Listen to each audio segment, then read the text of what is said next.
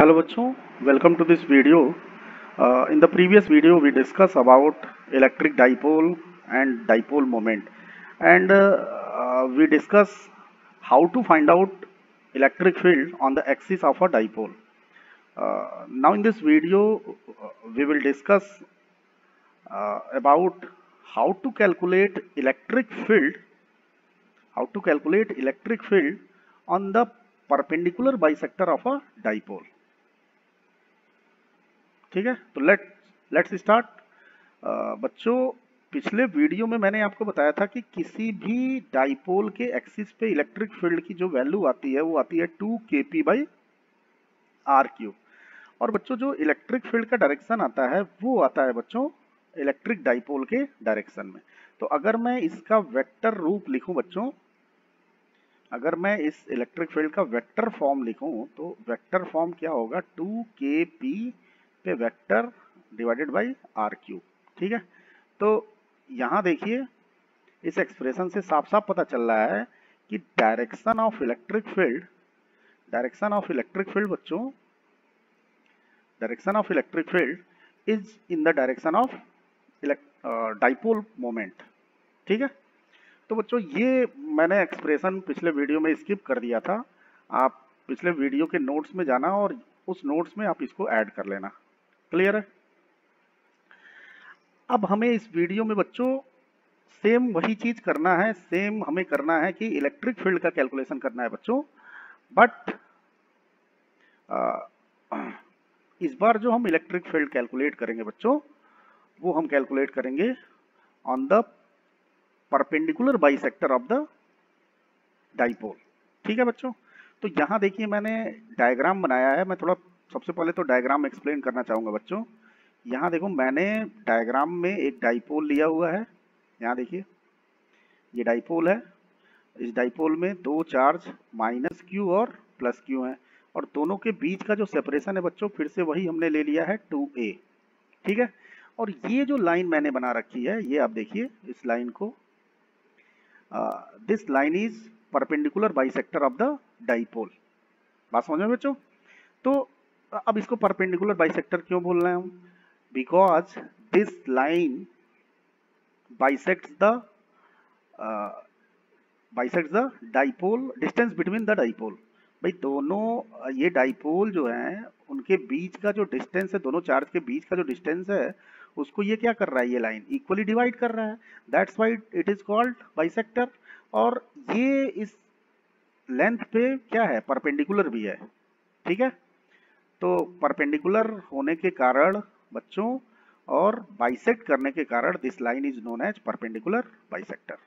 ठीक है, अब इसी परपेंडिकुलर बाइसेक्टर पे कोई पॉइंट है जो कि डाइपोल के मिडिल पॉइंट से r डिस्टेंस पे है। उस डिस्टेंस पे आपको बच्चों कैलकुलेट करना है इलेक्ट्रिक फील्ड की वैल्यू। ठीक है, मतलब अगर मैं इस डायग्राम को थोड़ा क्लियर तरीके से बनाऊं यहाँ पे, तो यहाँ देखिए आप लोग, ये देखिए ये है हमारा डाइपोल -q और ये है +q बच्चों, और ये क्या है, ये इसका परपेंडिकुलर बाइसेक्टर है। ठीक है ना, और इस परपेंडिकुलर बाइसेक्टर के किसी पॉइंट पे आपको, सपोज ये कोई पॉइंट है, इस पॉइंट पे आपको क्या कैलकुलेट करना है, इलेक्ट्रिक फील्ड। ठीक है, तो थोड़ा मैं एक्सप्लेन करता हूँ। ये जो -q है बच्चों, इस -q के कारण इलेक्ट्रिक फील्ड का जो डायरेक्शन होगा इस लाइन के अलॉन्ग होगा और टुवर्ड -q होगा। तो ये होगा इस -q के कारण इलेक्ट्रिक फील्ड का डायरेक्शन, और इसका नामकरण हमने कर दिया E-q। और बच्चों ये पॉइंट चार्ज जो +q है वो यहाँ पे इलेक्ट्रिक फील्ड इस डायरेक्शन में क्रिएट करेगा, और इसका हमने नामकरण कर दिया बच्चों E+q। क्लियर है? अब इस पॉइंट पे बच्चों दो इलेक्ट्रिक फील्ड आ गया, और इस पॉइंट पे जब हम नेट कैलकुलेट करने जाएंगे तो जाहिर सी बात है हमें इस पॉइंट पे जो नेट इलेक्ट्रिक फील्ड आएगा मेरे बच्चों, वो आएगा vector sum of E+q and E-q। बात समझ में आई? तो यहाँ देखिए मैंने यहाँ जो इलेक्ट्रिक फील्ड मैंने बनाया है उसी को मैंने यहाँ पे एक्सप्लेन कर दिया। अब इस इतने पार्ट के डायग्राम को मैंने यहाँ पे सेपरेट करके बना लिया है, ठीक है ना। तो बच्चों हमारे पास दो इलेक्ट्रिक फील्ड आया E प्लस क्यू और दूसरा आया E माइनस क्यू। और देखिए ये जो एंगल एज्यूम किया हमने थीटा किया है, तो जाहिर सी बात है कि due to alternate property of alternate angle ये भी क्या होगा बच्चों, थीटा होगा। और चूंकि ये जो ट्रायंगल बना है बच्चों वो आइसोसेलेस ट्रायंगल बना है। भाई अगर मैं इस ट्रायंगल की बात करूं तो this triangle is isosceles triangle. तो ये एंगल बच्चों क्या हो जाएगा, थीटा। भाई अगर आइसोसेलेस ट्रायंगल है तो this line and this line are equal, तो अपोजिट एंगल भी क्या होगा, इक्वल होगा। तो बच्चों अगर ये एंगल थीटा है तो ये भी एंगल क्या हो जाएगा, थीटा हो जाएगा। बात समझ में आई। तो due to the property of corresponding angle, ये एंगल अगर थीटा है तो बच्चों ये भी एंगल क्या हो जाएगा, theta, because of the property of corresponding angle both are equal. Clear बच्चों। इट मीन्स हमारे पास दो electric field E plus q और E माइनस क्यू आ गए, और दोनों जो है वो बच्चों एक हॉरिजॉन्टल लाइन से, इस वाले लाइन से थीटा एंगल बना रहे हैं। ये भी थीटा और ये भी थीटा बना रहा है। क्लियर है। तो अब देखिए हमारे पास दो वेक्टर है बच्चों, दो वेक्टर के बीच का एंगल पता चल गया। बड़े आराम से हम इसका नेट वैल्यू कैलकुलेट कर सकते हैं। भाई अगर मैं बात करूं बच्चों ई नेट की, तो ई नेट का जो मैग्नीट्यूड आएगा बच्चों वो क्या आएगा, under root E plus q का square plus E minus q का square plus 2e plus q E minus q cos angle between them 2 theta. ठीक है। तो एक तो तरीका ये है, बट हम इस पचड़े में नहीं पढ़ेंगे बच्चों। ये तरीका तो ठीक है आप कर ही लोगे, बट हम थोड़ा आते हैं, एक वेक्टर सम करने का एक और तरीका हमारे पास होता है, रिजॉल्विंग मेथड। ठीक है बच्चों। तो बाय द रिजॉल्विंग मेथड सबसे पहले तो बच्चों हमें ये E प्लस क्यू का तो मैग्नीट्यूड सबसे पहले फाइंड आउट करना पड़ेगा। भाई जब तक आप मैग्नीट्यूड नहीं निकालोगे E प्लस क्यू और E माइनस क्यू का, आप इसका नेट वैल्यू कैलकुलेट नहीं करोगे, क्योंकि नेट वैल्यू कैलकुलेट करने के लिए बच्चों E प्लस क्यू और E माइनस क्यू के मैग्नीट्यूड की जरूरत पड़ेगी। तो बिना देर किए हुए E प्लस का मैग्नीट्यूड निकालते हैं। तो आपको इस डायग्राम में आते हैं, ये है प्लस क्यू और ये है बच्चों पॉइंट जहाँ पे आपको इलेक्ट्रिक फील्ड निकालना है। तो E plus Q means plus Q के कारण यहाँ जो इलेक्ट्रिक फील्ड आएगा मेरे बच्चों वो आएगा के क्यू डिवाइडेड बाई ये वाला डिस्टेंस, है ना, के क्यू डिवाइडेड बाई ये वाला डिस्टेंस। अब ये वाला डिस्टेंस बच्चों क्या होगा, तो यहाँ देखिए ये R है और ये क्या है, A है। तो जाहिर सी बात है ये क्या बनेगा बच्चों, under root R square plus A square. Similarly this distance will be also R square plus A square. ठीक है। तो यहाँ जो है वो डिस्टेंस का स्क्वायर रखते हैं। तो जब आप डिस्टेंस का स्क्वायर रखोगे बच्चों तो ये हो जाएगा R square plus A square. भाई अंडर रूट हट जाएगा ना। सेम यहाँ भी E प्लस क्यू की जो वैल्यू आएगी बच्चों वो आ जाएगी के q divided by, sorry E minus Q की वैल्यू। आप देखिए यहाँ देखिए E माइनस क्यू की वैल्यू, चार्ज की वैल्यू भी सेम, और जो डिस्टेंस है ये देखिए ये वाला डिस्टेंस जो है वो भी क्या है, पिछले वाले डिस्टेंस की तरह है। तो ये भी बच्चों आ जाएगा के q divided by R square plus A square. अब यहाँ हमने देखा कि भाई दोनों का जो मैग्नीट्यूड है बच्चों, अगर हम बात करें E प्लस और E माइनस क्यू की, तो दोनों मैग्नीट्यूड में क्या है, सेम है, और इनकी वैल्यू जो है वो के q divided by R square plus A square है। तो बच्चों आप इसको कंसीडर कर लो E। ठीक है। मीन्स E की वैल्यू जो है वो के q divided by R square plus A square है। ठीक है।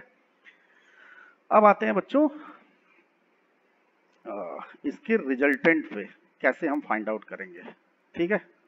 तो एक बार मैं रिजल्टेंट के लिए फिर से ये डायग्राम बनाना चाहूँगा।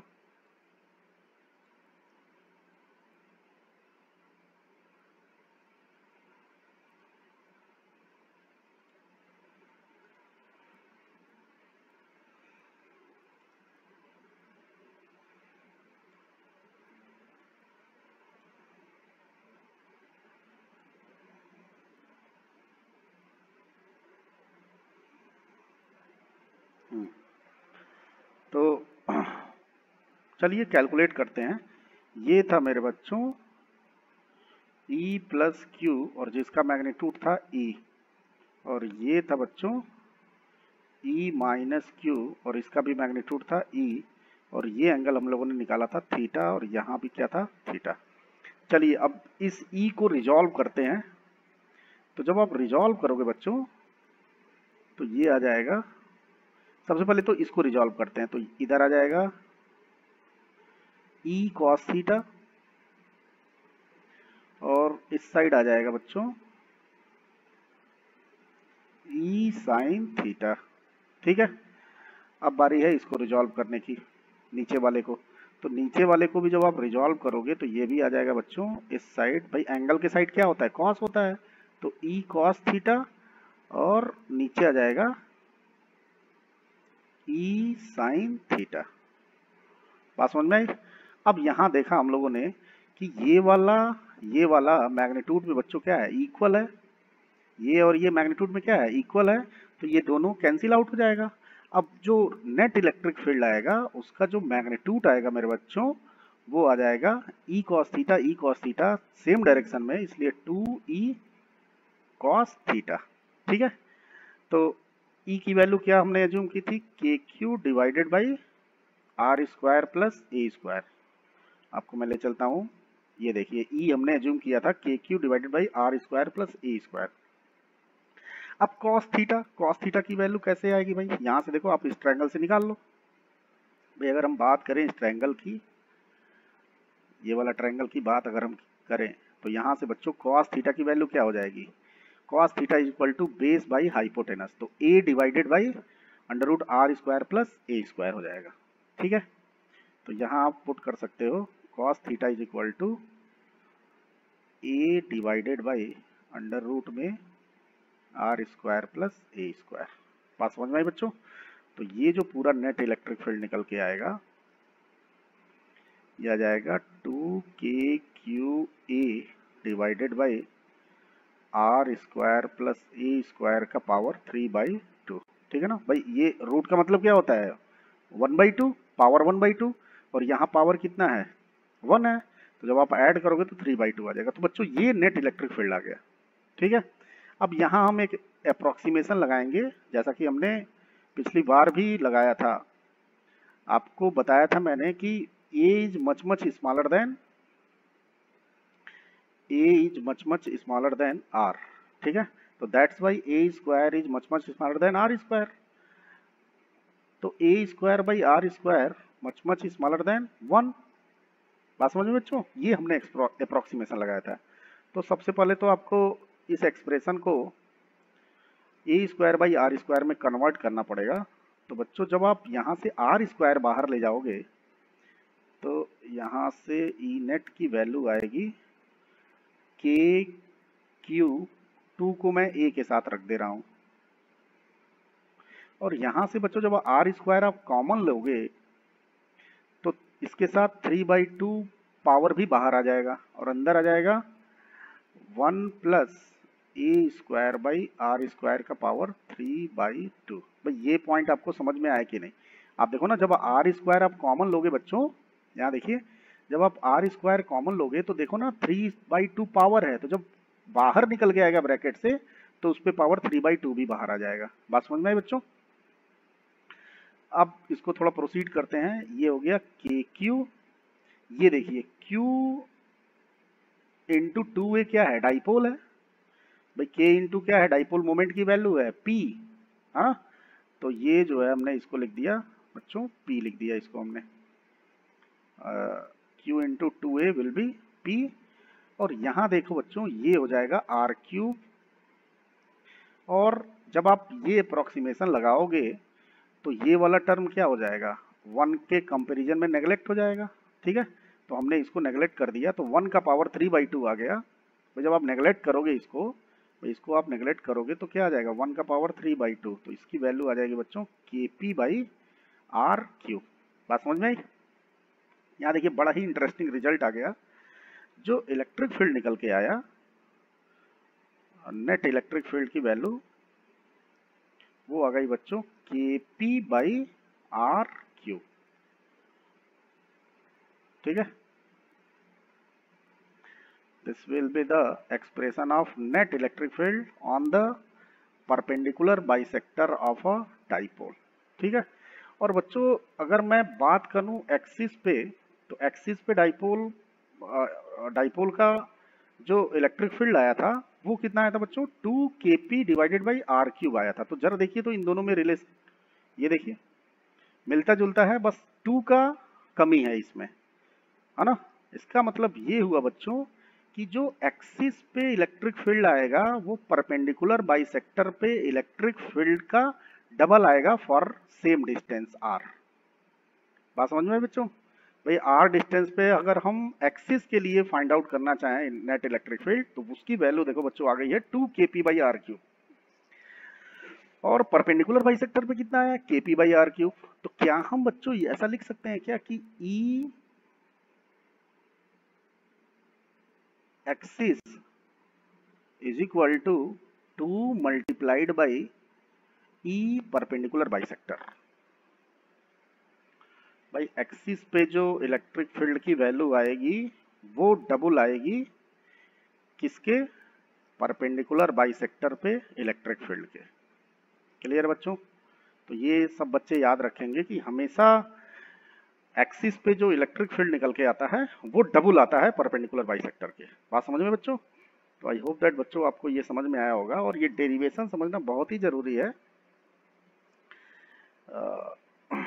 आप एक बार इसको फिर से आप वीडियो को रिवर्स करके देखना, ठीक है।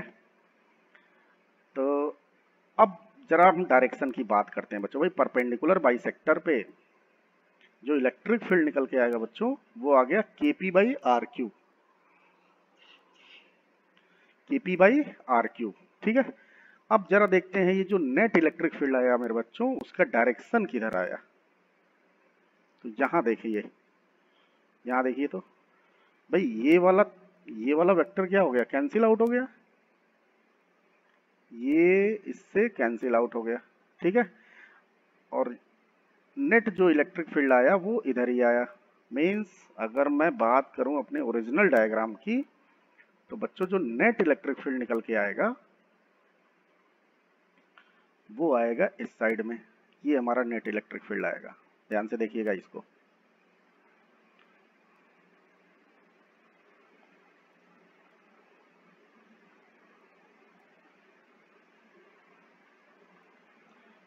This will be the direction of net electric field. This will be the direction of net electric field. ये आ गया बच्चों E net, ठीक है।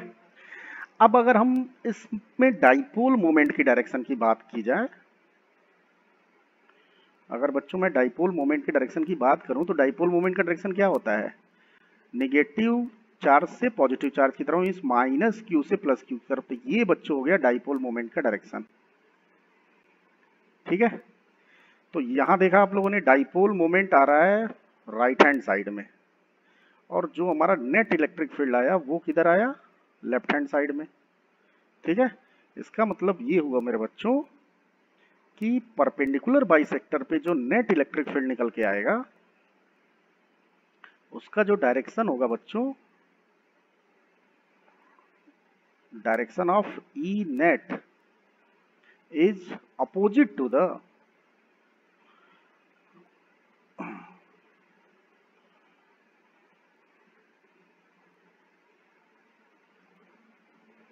direction of net electric field is opposite to the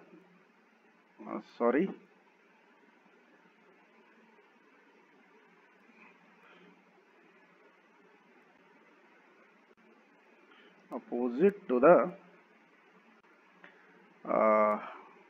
to the direction of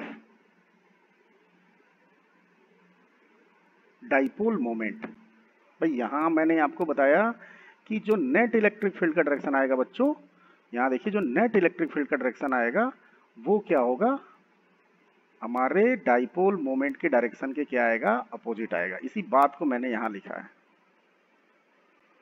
बात समझ में बच्चों? तो जरा इसको समराइज करते हैं। भाई जो हमने इलेक्ट्रिक फील्ड कैलकुलेट किया वो किया सबसे पहले जो पिछले वीडियो में हमने किया ऑन द एक्सिस, ठीक है, और इस वीडियो में हमने कैलकुलेट किया ऑन द परपेंडिकुलर बाइसेक्टर, ठीक है, on the axis and on the perpendicular bisector, ठीक है बच्चों। तो अगर हम बात करें मैग्नीट्यूड की, तो यहाँ जो मैग्नीट्यूड निकल के आया था वो आया था 2kp divided by R cube, और यहाँ जो नेट इलेक्ट्रिक फील्ड आया बच्चों वो आया kp by R cube. Clear है? यहाँ डायरेक्शन की अगर हम बात करें तो same as direction of dipole moment, और यहाँ opposite to the direction of dipole moment, ठीक है, बात समझ में बच्चों। तो यहाँ सेम डायरेक्शन में है, यहाँ अपोजिट डायरेक्शन में है। तो अगर हम यहाँ बात करें बच्चों ऑन द परपेंडिकुलर बाइसेक्टर पे इलेक्ट्रिक फील्ड के वेक्टर फॉर्म के एक्सप्रेशन की बात करें, तो यहाँ vector E is equal to बच्चों K vector P divided by R cube, और चूंकि इलेक्ट्रिक फील्ड बच्चों P का अपोजिट डायरेक्शन में है इसलिए माइनस यहाँ पे आपको लगाना पड़ेगा। बात समझ में बच्चों? भाई जो P आया है वो क्या आया है, P का जो इलेक्ट्रिक फील्ड का जो डायरेक्शन आया है बच्चों वो P के अपोजिट में आया है। तो अपोजिट वेक्टर को आप कैसे रिप्रेजेंट करते हो? जाहिर सी बात है हम नेगेटिव लगा के रिप्रेजेंट करते हैं, ठीक है। तो this will be the vector form of electric field, vector form of electric field on the perpendicular bisector of a dipole. तो आई होप दैट बच्चों ये आपको इस वीडियो में समझ में आया होगा कि कैसे हम परपेंडिकुलर बाइसेक्टर पे इलेक्ट्रिक फील्ड का कैलकुलेशन करते हैं, और कैसे जो हमारा इलेक्ट्रिक फील्ड निकल के आया परपेंडिकुलर बाइसेक्टर पे वो एक्सिस वाले इलेक्ट्रिक फील्ड से कैसे डिफरेंट है ना, मैग्नीट्यूड में कैसे डिफरेंट है और डायरेक्शन में कैसे डिफरेंट है, ठीक है बच्चों। नेक्स्ट वीडियो में हम लोग सीखेंगे कि किसी एक जनरल पॉइंट पे किसी भी डाइपोल के कारण इलेक्ट्रिक फील्ड कितना आता है। बात समझ में बच्चों? तो उसको कैलकुलेट करने में ये वाला वीडियो और पिछला वीडियो आपका बहुत मदद करेगा। इसलिए जब आप इसके बाद का वीडियो पढ़ना तो इन दोनों वीडियो को आप जरूर पढ़ना ही नहीं बल्कि दोनों वीडियो को आपको समझना है, तभी आप इसके बाद वाला वीडियो पढ़ पाओगे। बात समझ में बच्चों? तो आज के लिए बस इतना ही। Thank you very much.